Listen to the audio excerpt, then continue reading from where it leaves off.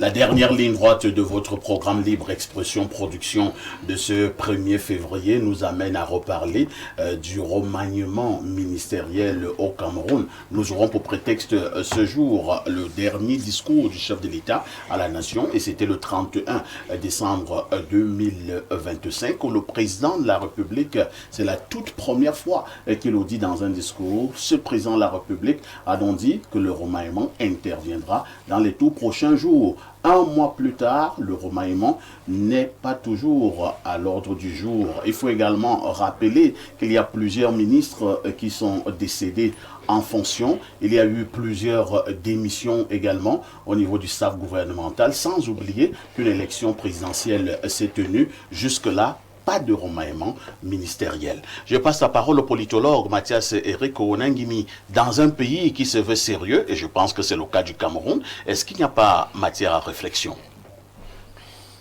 Est-ce qu'il n'y a pas matière à réflexion? On peut toujours réfléchir dans tous les sens qu'on veut.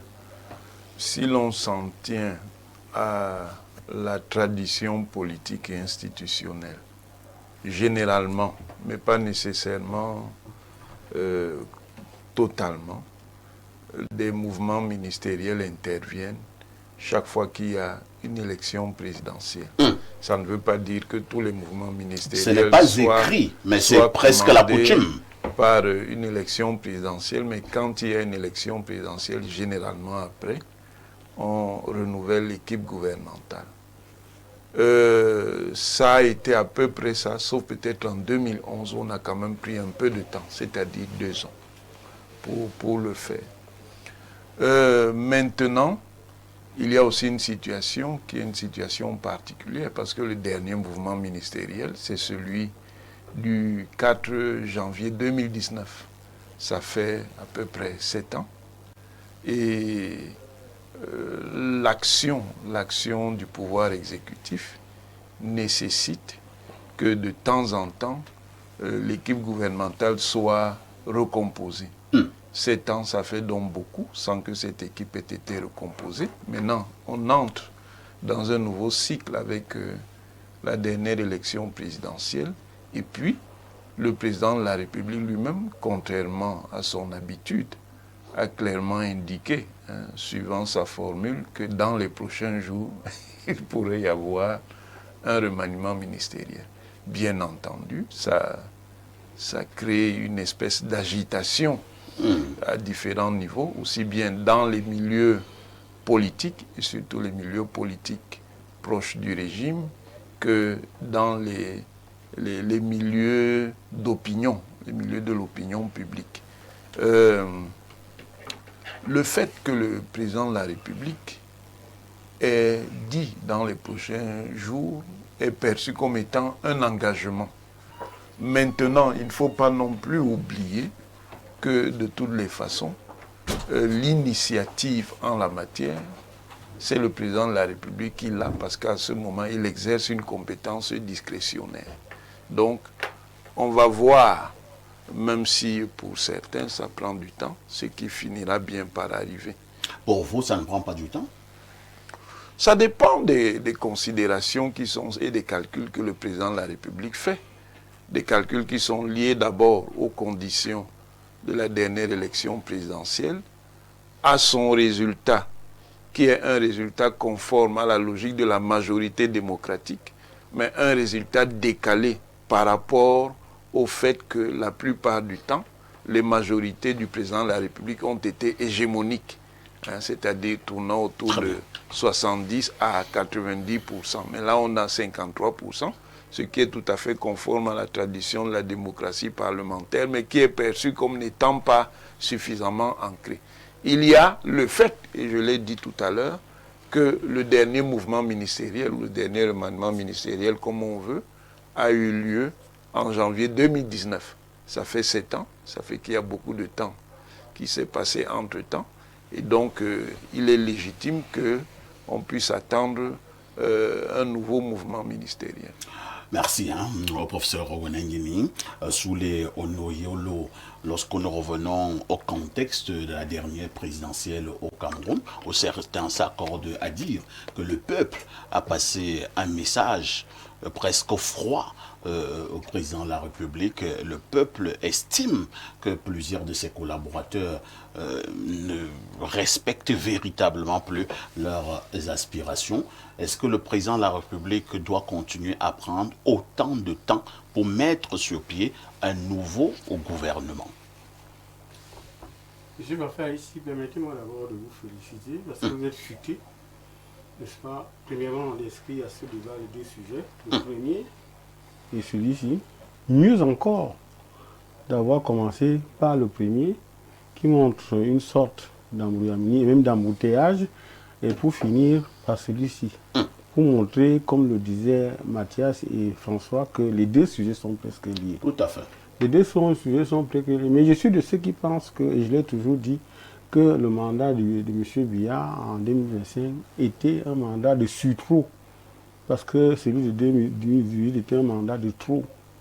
Aujourd'hui, je ne suis plus très sûr que le président est là. Je ne suis plus très sûr. Il n'est pas mort, hein, il est là. Non, mais attendez, je n'ai pas dit qu'il n'est pas là. Il n'est pas dit qu'il est mort. Mais ne pas être là, ça ne veut pas dire qu'on soit mort. Parce que quand vous regardez comment est-ce que les chats tigres, les rats, les souris dansent autour de sa dépouille ou alors autour de sa présence, si vous voulez. Vous amusez également aussi à croire que le pays n'est plus gouverné, comme le disent certains. Monsieur Parfait, oui. Ici, je voudrais revenir à une correspondance du SGPM que vous avez lu, pour vous montrer comment est-ce qu'un SGPM fait dans le post-pilatisme.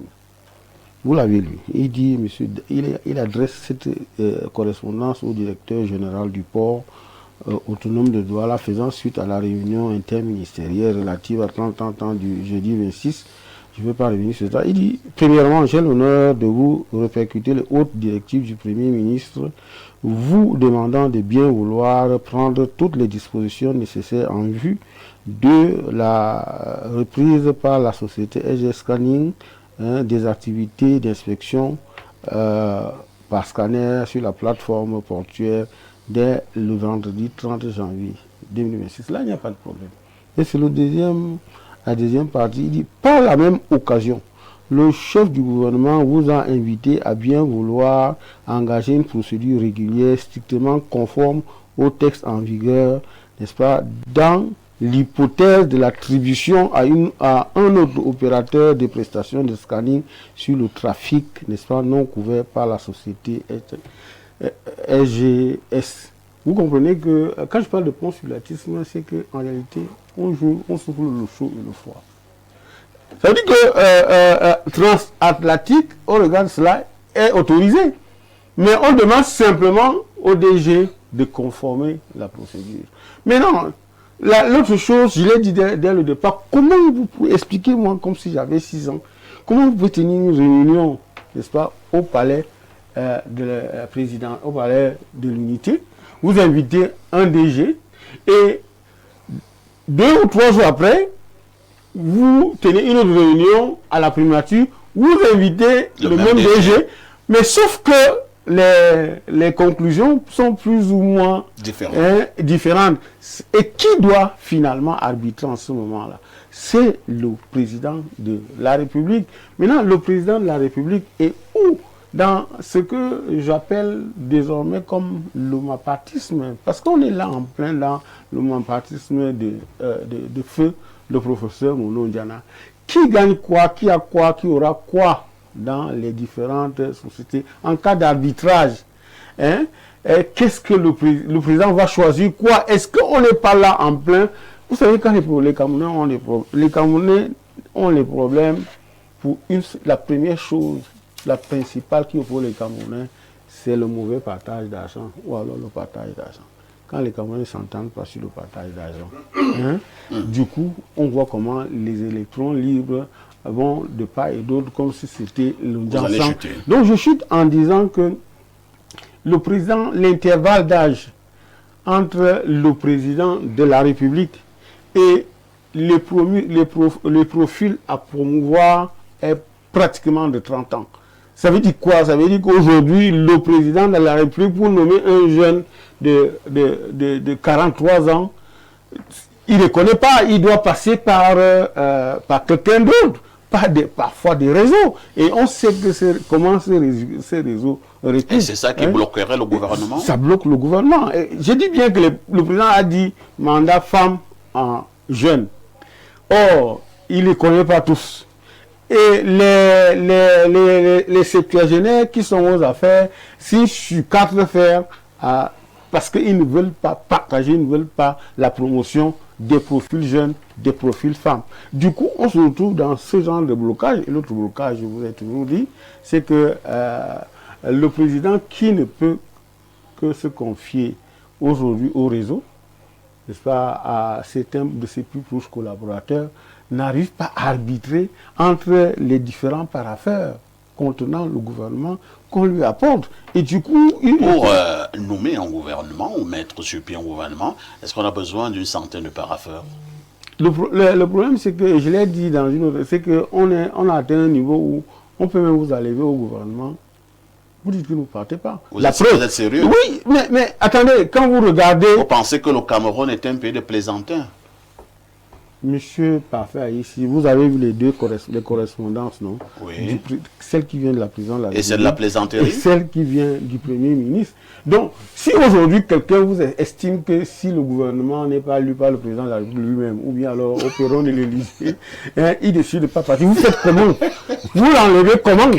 Non, ça a l'air de faire rire, mais c'est cela. Parce que dans cette situation... où on se trouve, c'est extrêmement compliqué. Merci. Pour le président de la République, premièrement, de choisir de bons profils, deuxièmement, d'imposer un gouvernement dans la mesure où il y a beaucoup de gens qui signent sur 4 frères et ne veulent pas céder la place. François Bikoro, ça peut faire sourire, ça peut me faire rire, ce que dit Soulé Onoyolo, mais au-delà de tout, en s'appuyant sur certains faits au Cameroun, en s'appuyant sur certains dossiers, n'est-il pas possible que dans les tout prochains jours, qu'on mette sur pied un gouvernement, on enlève un membre du gouvernement et le monsieur dit que lui ne part pas parce qu'il n'est pas sûr que ce remaniement-là émane effectivement de monsieur Paul Biya? Est-ce qu'il est d'abord sûr que quand on l'avait appelé, ça venait de Paul Biya? Là, c'était peut-être encore un peu stable. Non. Est-ce qu'il est sûr que quand il est venu en janvier, là, c'est Paul Biya qui l'avait nommé? Moi, je crois que il y a des choses qu'on n'aime pas dire parce qu'on est hypocrite. Monsieur Biya a bousillé 4 générations de rêveurs présidentiels. Ça veut dire quoi? Quand il arrive en 1982, les gens qui avaient son âge, je crois qu'ils ont dans les 80 ans aujourd'hui. La strate qui suit, celle de Joseph Marie Lundu, ils sont dans les 70 ans. Nous autres, là, 60 ans, les saoulés. Donc, on a déjà fait le tour. Tu as mis le maire où? Non, le maire est encore parmi les gens qui vont attendre encore 2 générations. Attendre, hein? Non, ça ne fait pas plaisir au maire, hein? Ce n'est pas ça. Maintenant, il s'agit d'un Cameroun qui a, je le rappelle toujours, dans son flanc nord, des gens qui sont allés supplier Boko Haram pour venir les aider à prendre le pouvoir. 600 tonnes de blé sont en train de sortir dans cet extrême nord-là. Oui. Les données ne sont plus les mêmes. Il y a des gens qui font aller faire de très grands meetings à Paris pour que Paris appelle Paul Biya pour qu'il donne la place. Terminé. On est sur ce plateau, on n'a aucun problème. D'autres sont allés nord-ouest, sud-ouest là-bas expliquer que la langue peut faire en sorte que les gens s'entretuent. Qu'il paraît que dès que tu parles français, tu ne partages pas avec celui qui parle anglais. Il paraît que ça marche déjà aussi un peu là-bas. Toutes ces données-là ont été conjoncturées pendant les 43 ans de règne de M. Paul Biya. Moi, je peux le comprendre. Au point que ces complices d'hier sont obligés de faire dans, comment on appelle ça, le discours par image. Le stylo n'était pas, vous avez lu pour le stylo, mais ce n'était pas au hasard. Kavaya... Il lui a dit qu'il lui donnait le stylo. Si c'est le stylo qui faisait défaut. Bon, il paraît, vous n'avez pas été attentif. Il a aussi dit que Chantal est mon ami. Il y a des messages que les papas l'envoient, vous ne savez pas d'où ça sort. Pourquoi en pleine assemblée, le président dit « Chantal est mon ami » en donnant le stylo. Et ça voulait dire quoi? Ça veut dire que vous allez encore attendre très longtemps. Parce que si vous ne comprenez pas ces choses en parabole, là, c'est compliqué. Chantal est mon ami. C'est un message. Et l'autre dit, comme le stylo manquait, le voici. Et moi, j'ajoute ce soir, papa, les remaniements font boire et manger les gens au village. Ça peut vous faire rire. Parce qu'il y a des gens qui revendiquent le remaniement uniquement pour manger. D'autres veulent travailler. Mais on vient de passer un septennat sans remaniement. Oui ou non? Oui. Ça, tu es qui? Mais le pays est presque en arrêt. Déjà. Moi, je ne sais pas si le pays est en arrêt. On vient de passer 7 ans, un septennat complet.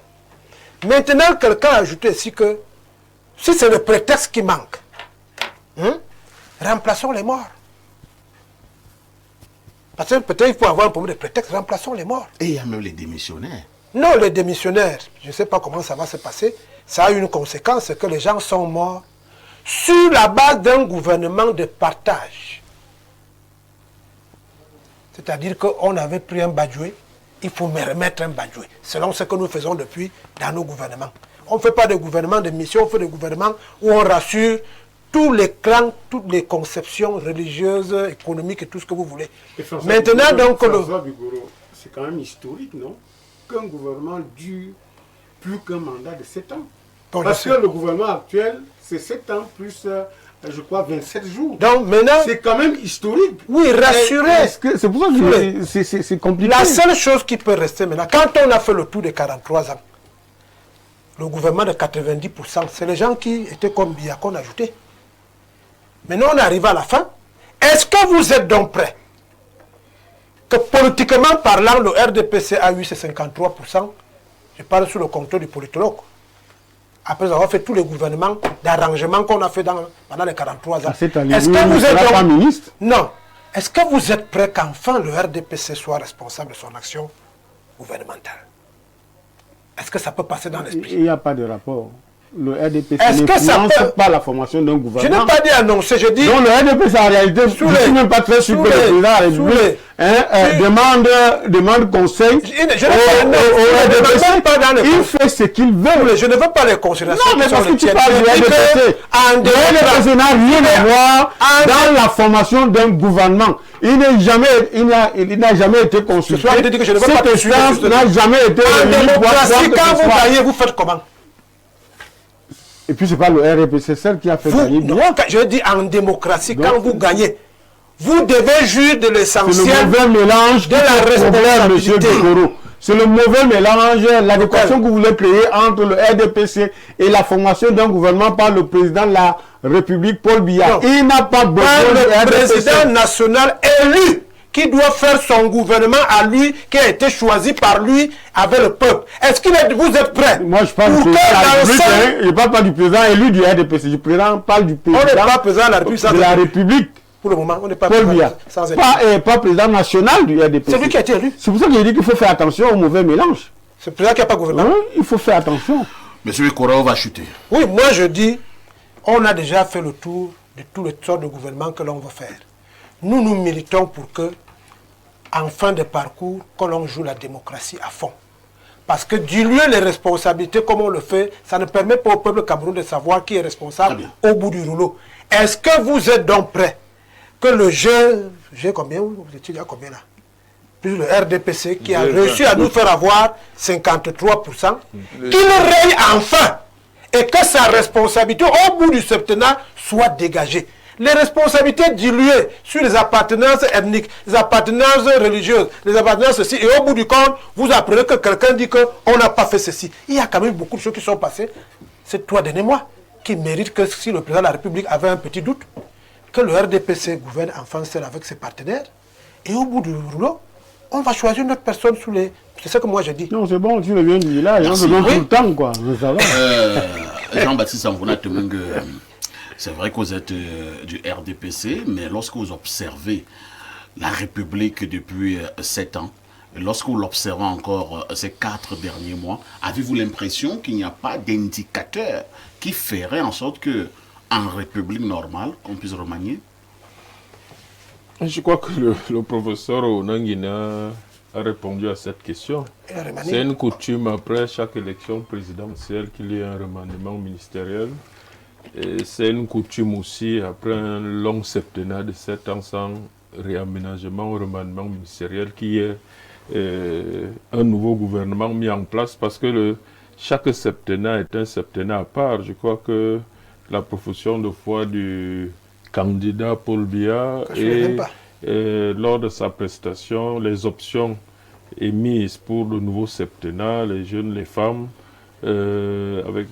occupant une place centrale, tout cela n'était pas prévu en 2018, à l'issue de l'élection présidentielle de 2018. Ensuite, il y a eu le score assez serré, bien que majoritaire dans l'absolu, de 53%. Et à l'intérieur de ce score, il y a quand même des zones, surtout urbaines, où les scores du président ne sont pas du tout bons. Et on ne peut pas faire comme si de rien n'était. Je crois que, parce que c'est souvent, même au sein du RDPC, nous utilisons son nom pour faire nos campagnes. Parce qu'on sait qu'il a toujours une certaine cote de popularité. Et là, cette élection présidentielle nous a montré quand même à beaucoup d'endroits qu'il y avait presque un début de divorce ou quelque chose de profond qu'il faut réparer entre le candidat et son peuple, mais aussi entre l'État et le peuple.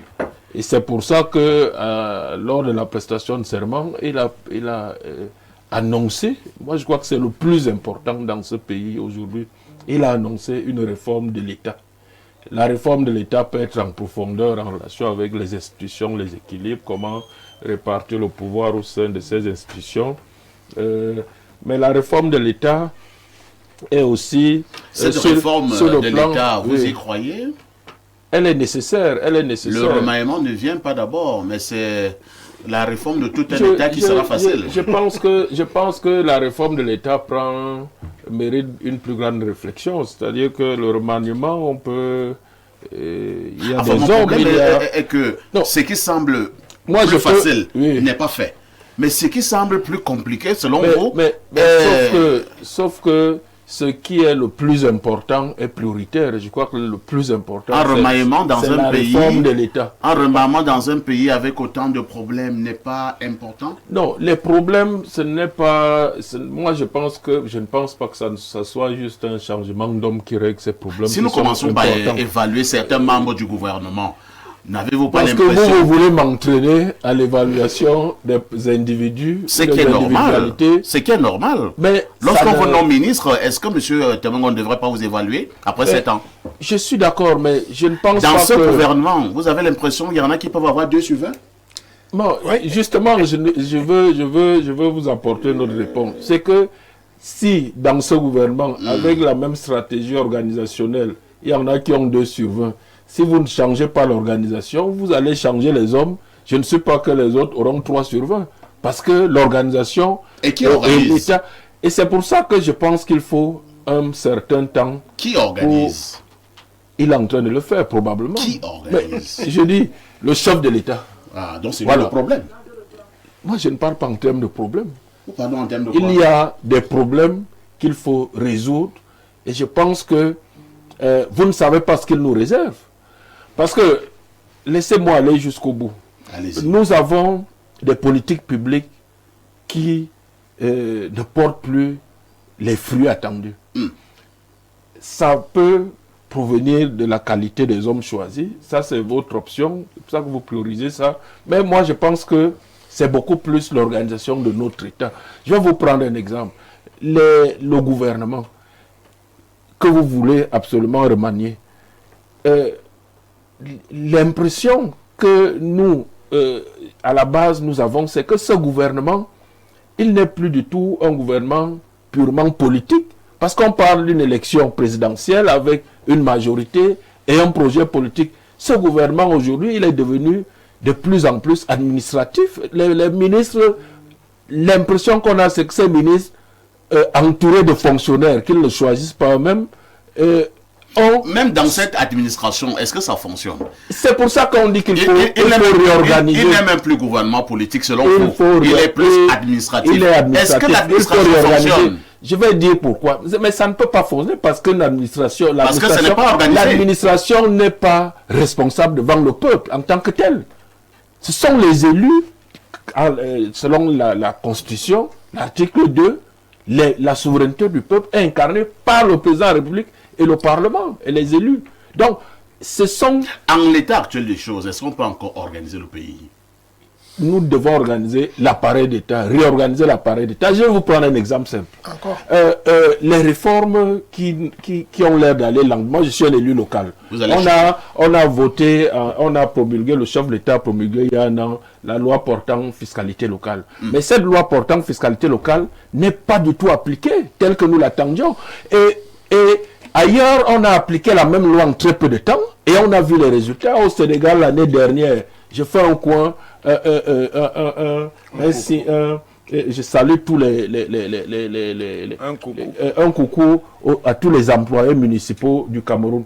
Mais au Sénégal, les salariés des municipalités ont vu l'année dernière, cette année, à compter du 1er janvier, leur salaire augmenter, tous les employés municipaux de 80 000 à 300 000. Cela signifie donc 30% d'augmentation.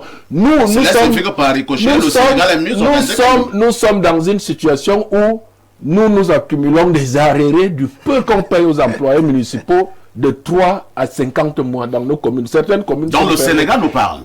Or, à ce niveau, oui. Or, la même réforme sur la fiscalité locale a permis de dégager des ressources là-bas. Très bien. Ne le permet pas ici. Donc, et pourquoi on en est arrivé là? Parce que... Attendez. Une minute. Il y a 3 ministres qui vont tomber. Parce que les cabinets ministériels ailleurs sont organisés de façon strictement politique. Ici, nous avons des cabinets ministériels administratifs où le ministre ne choisit même personne là-dedans. Et donc, il se retrouve que les réformes sont plombées. Monsieur Lunda a parlé tout à l'heure des task force. S'il n'y avait pas eu la task force délocalisée à la présidence, on n'aurait jamais organisé la CAN. Alors, ça montrait quoi? Ça montrait que dans les départements ministériels, beaucoup de choses étaient paralysées, c'était bloqué. On allait vers l'incapacité du Cameroun à organiser la Coupe d'Afrique des Nations parce que la structure administrative autour des ministres ne le permet plus aujourd'hui. Et imaginez donc toute l'activité et toutes les responsabilités, les compétences que doivent exercer ces ministères. Et c'est bloqué à tous les niveaux. Donc, il faut revoir les choses. Merci, c'est compris. Deuxième chose, la décentralisation. Moi, j'étais cette semaine à 2 conférences annuelles de ministères.